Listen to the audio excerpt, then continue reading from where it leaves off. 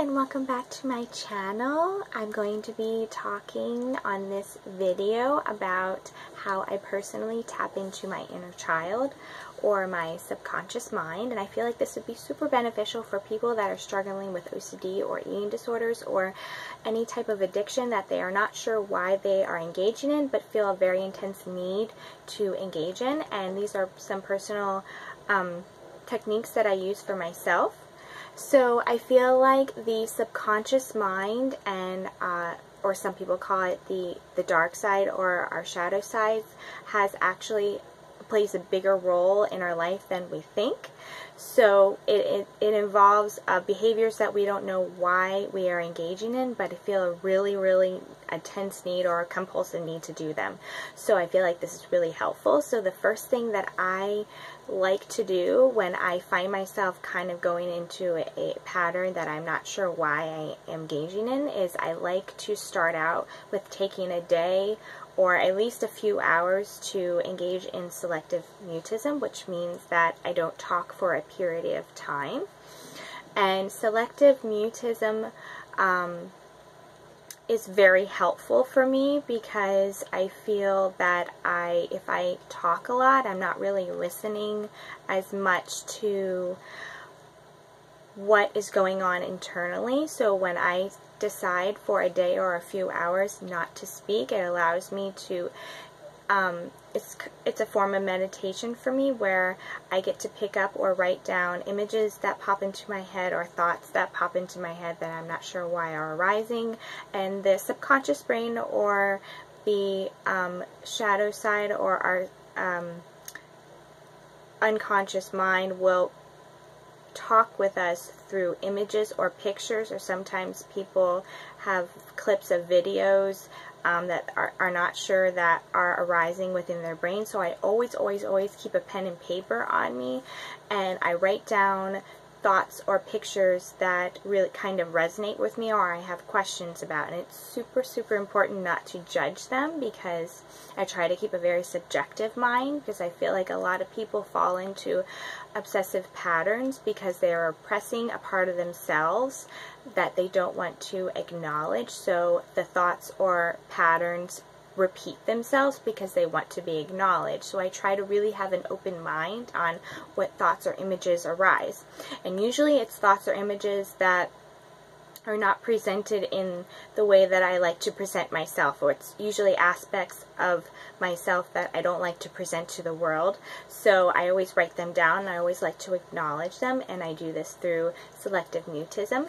Some people like to engage in fasting or intermediate fasting, and I've actually been a huge fan of that since I was like 9 years old, before the trend even started.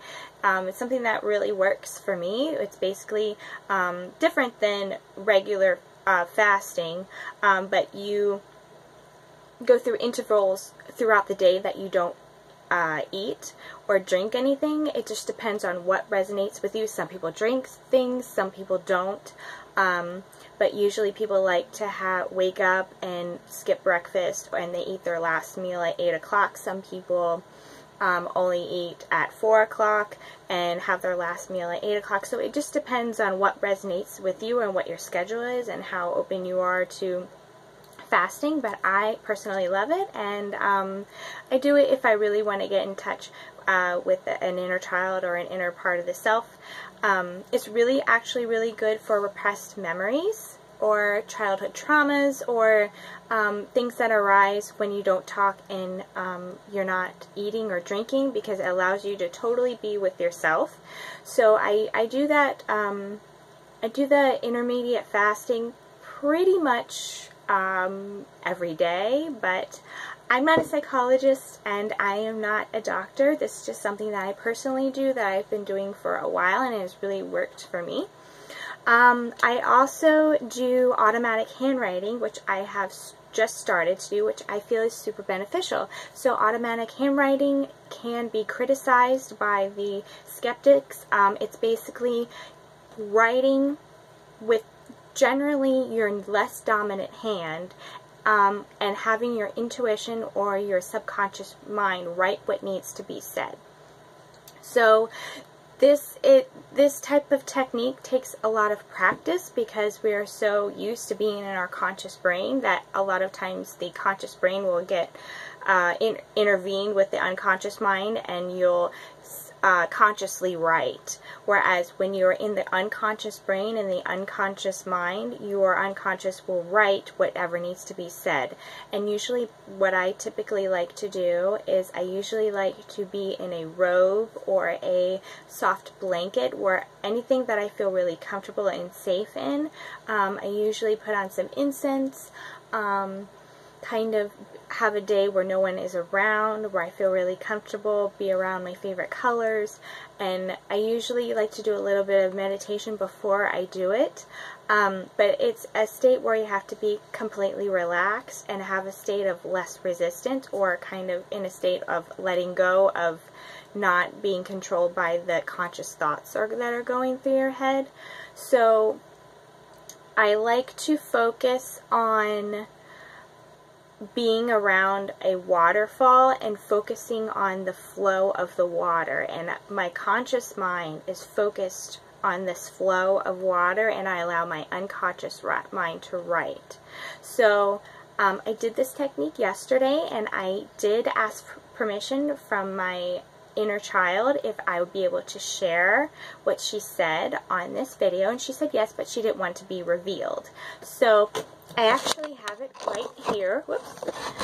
And I wanted to share it with you guys. And it actually came out in a different language. Here, let me fix this. Okay.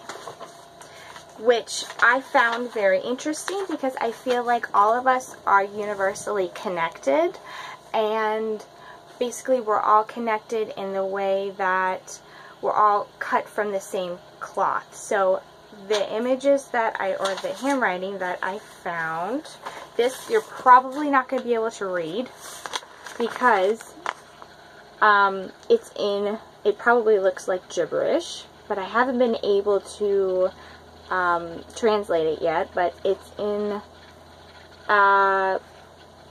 German and I think French, and obviously it looks, the handwriting looks very childlike, so I've been able to decipher a few words that are from the French language and Spanish as well, which I find really interesting.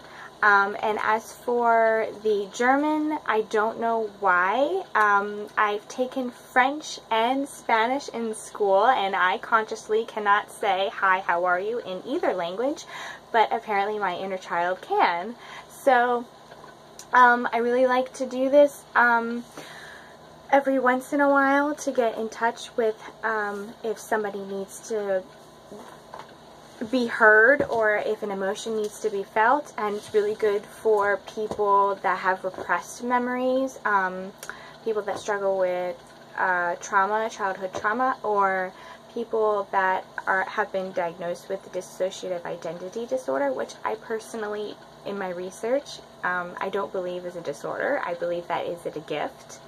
If you would like my opinion on that, please let me know, and I love to share my opinion on that. I believe people that have dissociative identity disorder are very spiritual people, and they're very intelligent people. So if you have any questions about that, I would love to give my opinion on that. And the third thing that I do when tapping into my subconscious or shadow side is I do artwork, and if any of you know me, I love to do art and I love to do paints. My forte is painting, so a lot of the artwork that I do, I'm actually not consciously thinking about it. I just, whatever color resonates with me, I use, and whatever image kind of comes out is the image that comes out. So then I get to interpret based on the colors that I use or the images that pop up, what it kind of resonates with me, or if there's a part of the self that needs to be heard.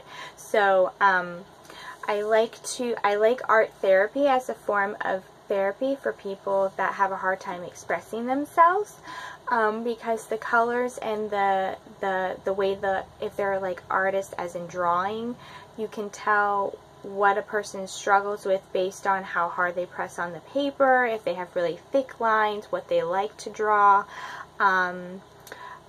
The hands are a really big indicator of how a person feels. The feet, if they have ears on their animal or not, if they like to draw people with faces. There's a lot of factors that are involved with it, and it tells a lot about a person, which I also believe handwriting is also a big indicator on how you are as a person, what you like to do, what your sexual orientation is. If you are a really spiritual person, if you have childhood trauma, or if you struggle with alcohol or drugs, it all shows up in your handwriting. It's just a matter of you being able to see it. So that's kind of the techniques that I use, and I find them really beneficial, and I thought I'd share it with you guys because I feel like it's super beneficial if any of you guys are struggling in behaviors that you don't know why, or if you want to get in touch with your shadow or inner child. So if you have any questions, or if you have opinion on if this has worked for you, if you have personally tried it, I would love to hear it. Thank you so much for listening, and I'll see you on my next video. Have a wonderful day. Bye.